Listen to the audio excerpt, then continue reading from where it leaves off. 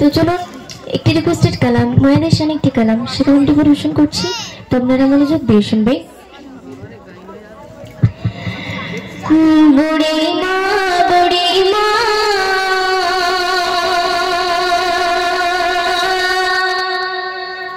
শোনো কেন কাঁদো তুমি,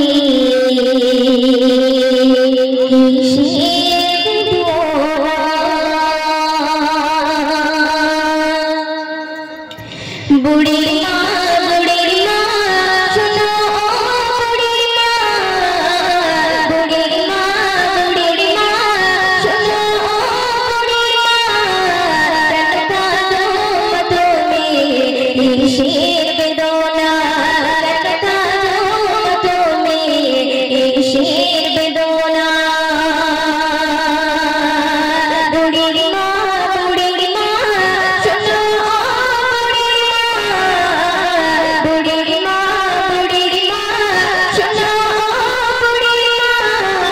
কেন কাঁদো তুমি, কিসের বেদনা কেন কাঁদো তুমি, কিসের বেদনা। স্নেহ মায়া গৌরা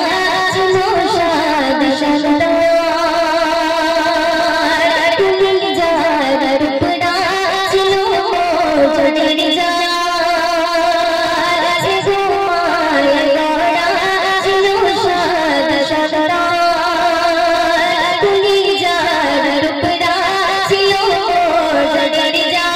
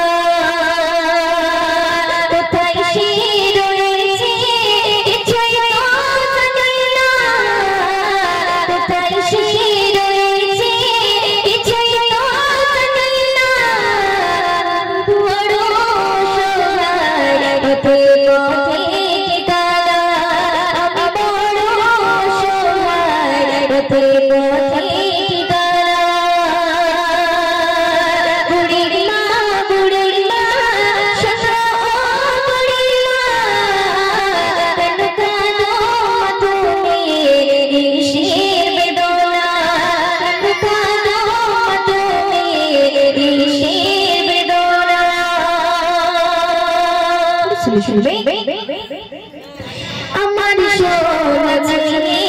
শিয়ামাই বলে গো বলো তুমি যাবে চলে।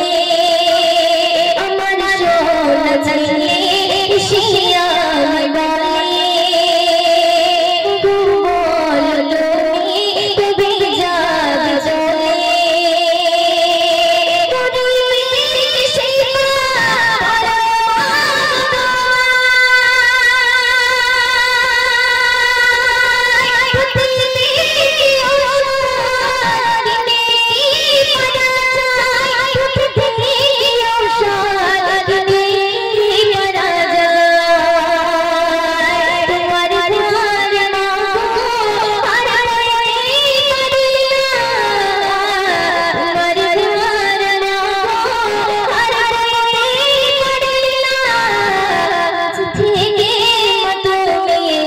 চিনির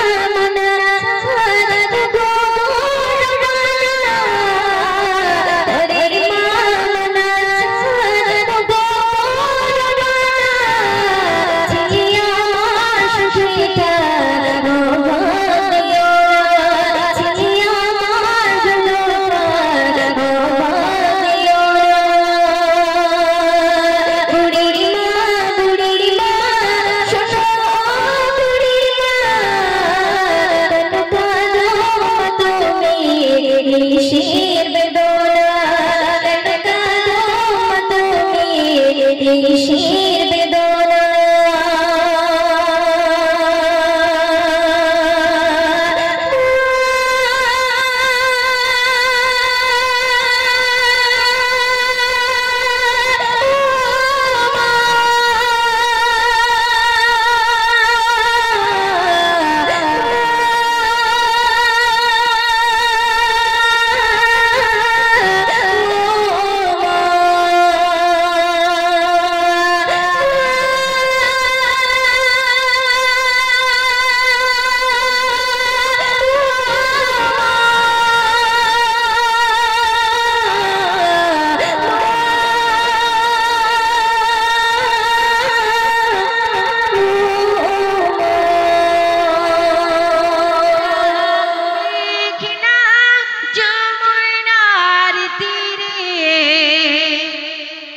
কত ঢেউ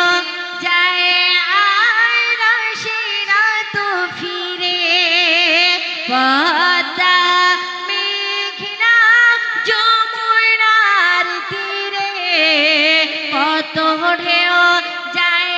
আর সেরা তো ফিরে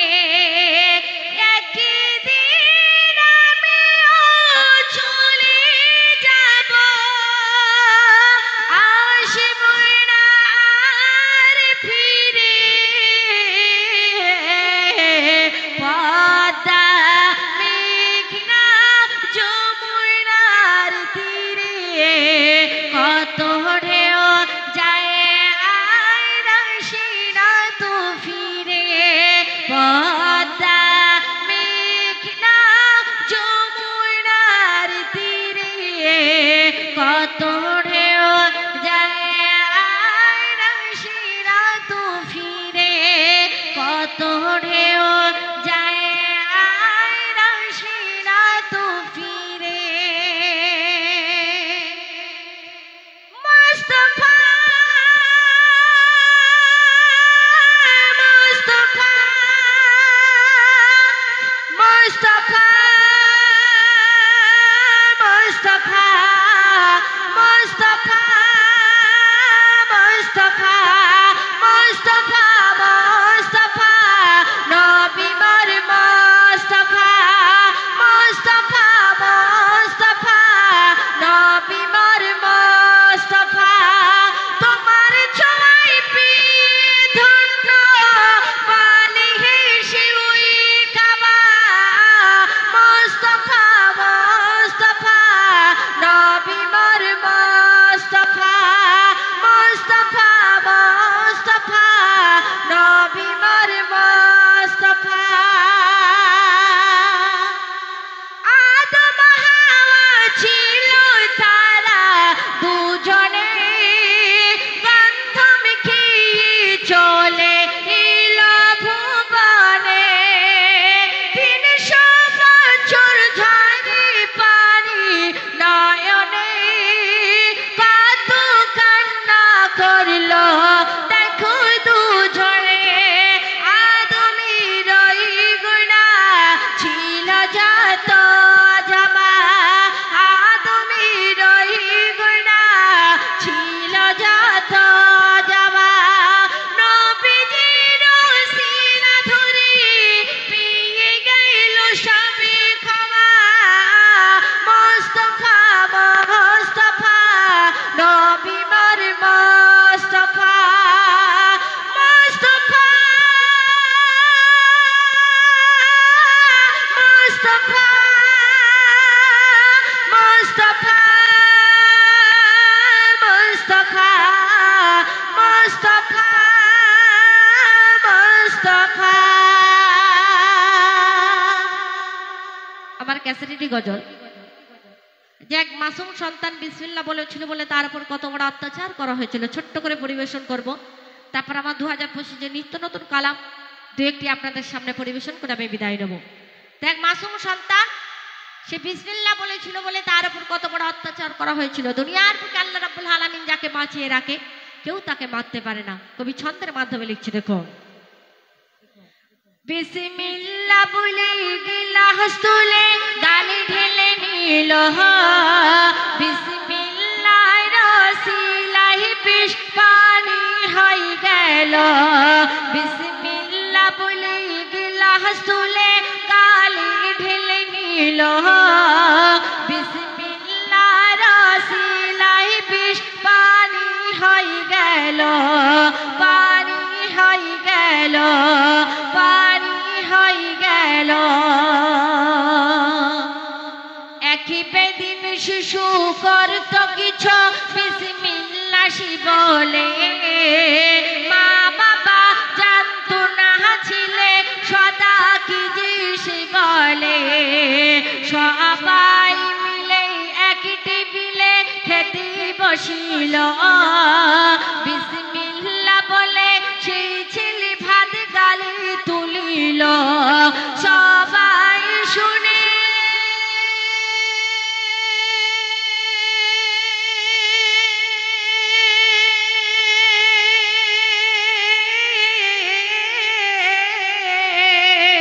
সবাই শুনে আপনি মনে চিন্তা করিল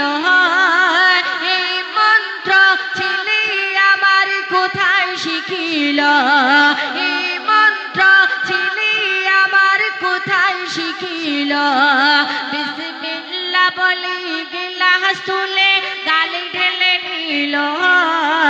বিসমিল্লাহ রসিলাই বিষ পানি হয়ে গেল পানি হয়ে গেল পানি হয়ে গেল তাতেও সন্তানকে মারতে পারলেন না একদিন দুই স্বামী স্ত্রী মিলে যুক্তি করে বিষাক্ত একটা সাপ হাড়ির মধ্যে রেখে সেই মাসুম সন্তানকে বলেছিল আমার বাবা হাড়ির ভিতরে সন্দেশ রেখেছে তুমি খাও তার মা বাবা জানতো যদি সে হাড়ির ভিতরে হাত দেয় বিষাক্ত সাপ তাকে ছোবল মারবার সে সেখানেই মারা যাবে কিন্তু আল্লাহ রাব্বুল আলামিন সেই বিসমিল্লাহ রসিলায় যখন মাসুম সন্তান হাড়ির ভিতরে হাত দিলেন আল্লাহ রাব্বুল আলামিন বিষাক্ত সাপটাকে সন্দেশ বানিয়ে দিয়েছিলেন কবি লিখছে দেখুন একদিন স্বামী স্ত্রী যুক্তি করে কি করে মারা যায় একদিন স্বামী স্ত্রী যুক্তি করে কি করে মারা যায়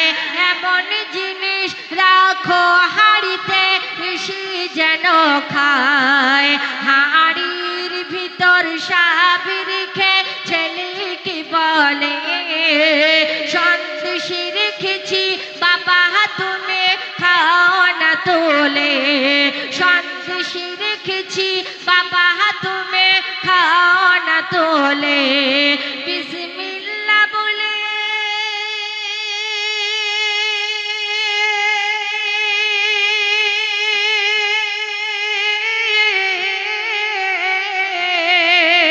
বিসমিল্লাহ বলে হাড়ির ভিতরে বিসমিল্লাহ বলে হাড়ির ভিতরে হাত বাড়িয়ে দিল আর বিষাক্ত সাপ খোদার ইশারায় সন্দেশ হয়ে গেল বিষাক্ত সাপ খোদার ইশারায় সন্দেশ হয়ে গেল বিসমিল্লাহ বলে গিলাস তুলে গালে ঢেলে নিল বিসমিল্লাহ রসিলাই বিষ পানি হয়ে গেল তাতেও মারতে পারলেন না এবার গভীর জঙ্গলে নিয়ে যাচ্ছে মাসুম সন্তানকে কুরবানি করবে যখন বারবার গলায় ছুরি চালাতে লাগলো একটাও গলার পশম কাটা গেল না সর্বশেষে তারা বাবা মা চিতাই ফেলে দিলেন আল্লাহ রাব্বুল আলামিন বিসমিল্লাহ রসিলাই সেই জ্বলন্ত চিতাটাকে ফুল বাগিচা বানিয়ে দিয়েছিলেন কবি লিখছে দেখুন এত কিছু করার পরে তবু মারতে পারলো না এত কিছু করার পরে তবু মারতে পারলো না সবাই মিলে ঘুমন্ত ছিলেন দড়ি বাঁধে হাতে পায় বেঁধে নিয়ে গভীর রাতে এক নির্জনেতে যায় জমিনেতে ফেলে ছেলের গলায় ছুরি চালায় বিসমিল্লাহর শক্তি কত তোমরা শোনো না গায়ের জোরে চালায় ছুরি একটি পশম কাটে না ও